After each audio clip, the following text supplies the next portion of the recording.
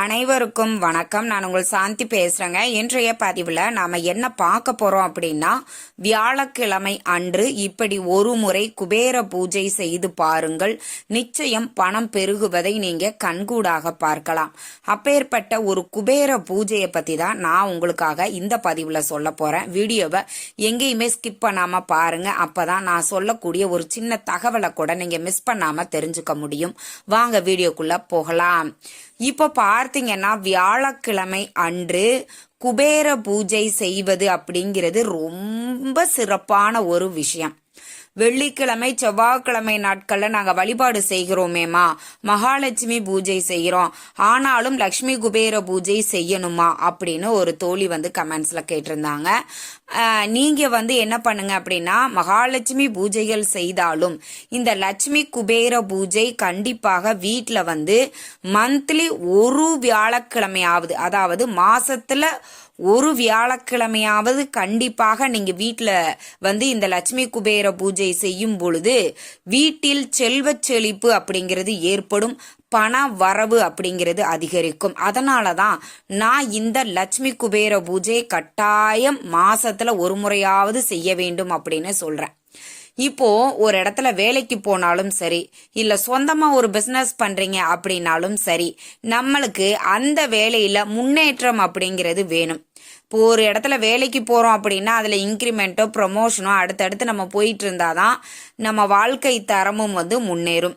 இப்போ பிஸ்னஸ் பண்ணுறவங்களும் அப்படிதான். அதில் அதிகமான வருமானம் இப்போ ஒன்று பண்ணுறவங்க அடுத்த 2 பிஸ்னஸ் பண்ணும்போது மட்டும்தான் அவங்களுடைய வாழ்க்கை தரம் அப்படிங்கிறது உயரும் இல்லைங்களா?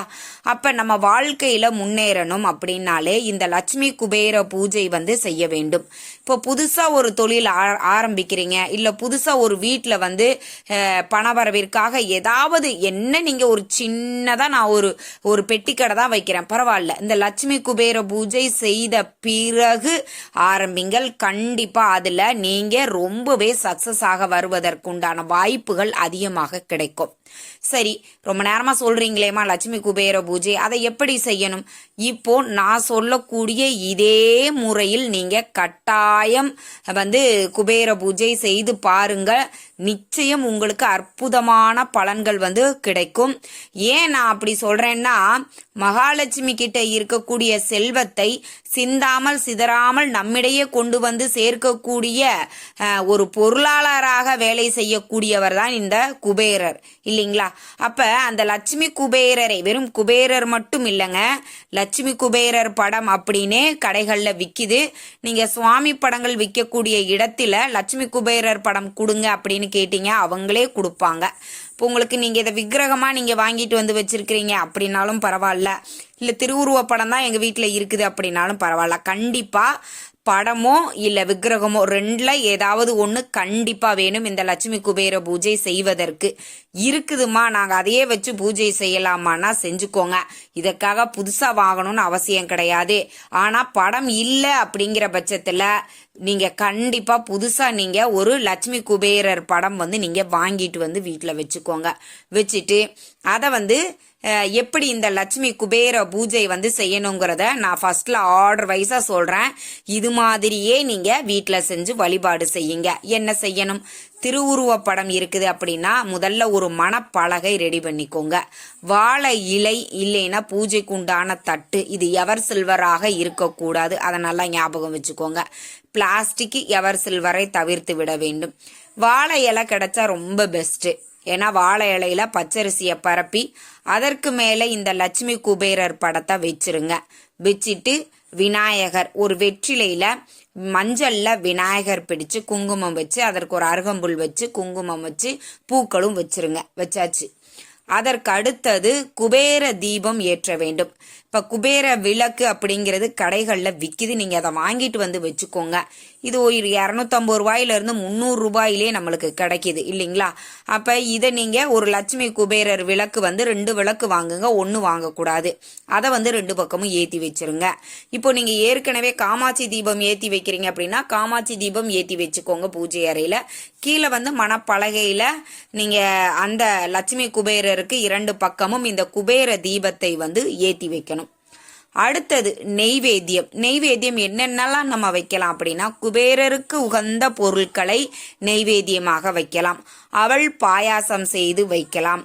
நெல்லிக்கனி வாங்கி வைக்கலாம்.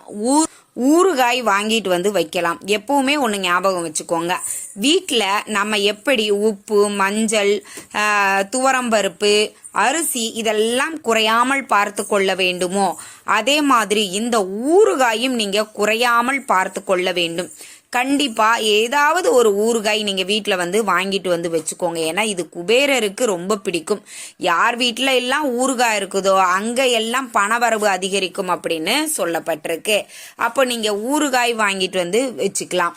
அதே மாதிரி நெல்லிக்கனியும் ரொம்ப முக்கியம். பெருநெல்லிக்காய் இருக்குது இல்லைங்களா, அதை வாங்கிட்டு வந்து வைங்க. ஏன்னா ஒரு காலகட்டத்தில் குபேரர்கிட்ட இருக்கக்கூடிய செல்வங்கள் எல்லாம் இழந்து அவர் ரொம்ப கஷ்டப்பட்டாராம். அப்ப சிவபெருமான் கிட்ட போய் குபேரர் கேட்டாராம், இதற்கு என்னுடைய இழந்த செல்வத்தை எல்லாம் மீட்பதற்கு நான் என்ன பரிகாரம் செய்ய வேண்டும் பெருமானை நீங்களே சொல்லுங்க அப்படின்னு. அப்ப சிவன் சொன்னாராம், ஒரு நெல்லி மரத்தை நீ வளர்த்து விட்டு வா, நீ இழந்த செல்வத்தை எல்லாம் உனக்கு திரும்ப கிடைக்கும்னு சொல்லும் பொழுது போய் சிவபெருமான் சொன்னதற்கு இணங்க குபேரர் ஒரு நெல்லி மரத்தை வளர்த்ததாகவும் அதன் பிறகு அவர் இழந்த செல்வத்தை எல்லாம் அவர் திரும்ப மீட்டதாகவும் புராணங்கள்ல கூறப்பட்டிருக்கு. அதனால இந்த நெல்லிக்கனி அப்படிங்கிறது ரொம்ப ரொம்ப ரொம்ப ரொம்ப சிறப்பானது. வியாழக்கிழமை அன்று இந்த நெல்லிக்கனியையும் நீங்க வாங்கிட்டு வந்து வச்சுக்கோங்க. வச்சுட்டு நல்லா கமன்னு சாம்பிராணி தூபம் போடுங்க.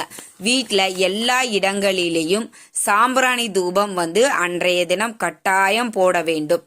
அதை நல்லா ஞாபகத்தில் வச்சுக்கோங்க. மருதாணி விதைகள் இருக்குது அப்படின்னா அதை காய வச்சு பவுட்ரு பண்ணி இந்த சாம்பிராணி தூபம் போடும்போது அந்த விதைகளை மேலே தூவி விட்டு லட்சுமி குபேரருக்கு பிடித்த ஒரு நாணயம் அப்படின்னா 5 ரூபாய் நாணயம். இது உங்களுக்கு 108 கிடைக்குது அப்படின்னா அதை வாங்கிட்டு வந்து வீட்டில் வச்சுக்கோங்க. இப்போ குபேரர் காயின் அப்படின்னே ஆன்லைனில் வந்து விற்கிறாங்க, அதையும் நீங்கள் வாங்கி வச்சுக்கலாம். ஆனால் ரொம்ப பெஸ்ட்டு 5 ரூபாய் நாணயம். நாமளே ஒரு 108 நாணயம் சேர்த்து வச்சிருக்கிறோம் அப்படின்னா ரொம்ப விசேஷம். பேங்க்ல போய் கேட்டிங்கன்னா கூட உங்களுக்கு தருவாங்க. அதனால 108 நாணயங்கள் வாங்கிட்டு வந்து நீங்க வச்சுக்கோங்க. அதை வச்சுட்டு ஒரு பூஜைக்கு உண்டான தட்டு வச்சு ஓம் லக்ஷ்மி குபேராய போற்றி, ஓம் லக்ஷ்மி குபேராய போற்றி அப்படின்னு 108 முறை சொல்லி 5 ரூபாய் நாணயங்களால அர்ச்சனை செய்ய வேண்டும். அது எப்படின்னா, ஒரு தாமரை பூக்களை வந்து நீங்க குபேரருக்கு வைக்கணும். ரொம்ப கிடைக்குது அப்படின்னா ஒரு தாமரை இதழ், ஒரு 5 ரூபாய் நாணயம், இப்படி கூட நீங்க வச்சு அர்ச்சனை செய்து கொள்ளலாம். இப்படி லட்சுமி குபேரர் போற்றி சொல்லி 108 முறை அர்ச்சனை செய்த பிறகு தனம் பெருகுவதற்கு இப்ப நான் சொல்லக்கூடிய இந்த மந்திரத்தையும் நீங்க 27 முறை சொல்ல வேண்டும். இதை நான் கீழே உங்களுக்கு கமெண்ட்ஸ் பாக்ஸ்லயும் நான் மென்ஷன் பண்றேன். ஓம் யக்ஷாய குபேராய வைஸ்ரவனாய தனன்யாதிபதியே தனன்ஷ மதியம் மே தேகி தாம்ப சுபாகா அப்படிங்கிற இந்த மந்திரத்தை நான் கீழே ஃபர்ஸ்ட் கமெண்ட்லையும் கொடுக்குறேன், டிஸ்கிரிப்ஷன்லையும் கொடுக்குறேன். இந்த மந்திரத்தையும் சொல்லி குபேரர் பூஜையை தீபதூப ஆராதனை எல்லாம் காட்டி நீங்க பூஜையை நிறைவு செய்து கொள்ளுங்கள். வாழ்க்கையில ஒரு முறையேனும் இந்த லட்சுமி குபேர பூஜையை இப்படி செய்து பாருங்கள். நீங்க வாழ்க்கையில முன்னேறுவதை யார் நினைச்சாலும் தடுக்க முடியாது. கண்டிப்பா நம்பிக்கையோட ஒரு முறை இதை நீங்க ட்ரை பண்ணி பார்த்தீங்க அப்படின்னா உங்களுக்கு கை மேல பலன் கிடைக்கும். இந்த தகவல் உங்களுக்கு ரொம்பவுமே பயனுள்ளதாக இருந்திருக்கும்னு நினைக்கிறேன். வீடியோ பிடிச்சிருந்தா லைக் பண்ணுங்க, ஷேர் பண்ணுங்க, கமெண்ட் பண்ணுங்க. இந்த பதிவை உங்களுடைய உற்றார் உறவினர்கள் நண்பர்களுக்கும் ஷேர் பண்ணுங்க, அவங்களும் பார்த்து பயன்பெறட்டும். நன்றி, வணக்கம்.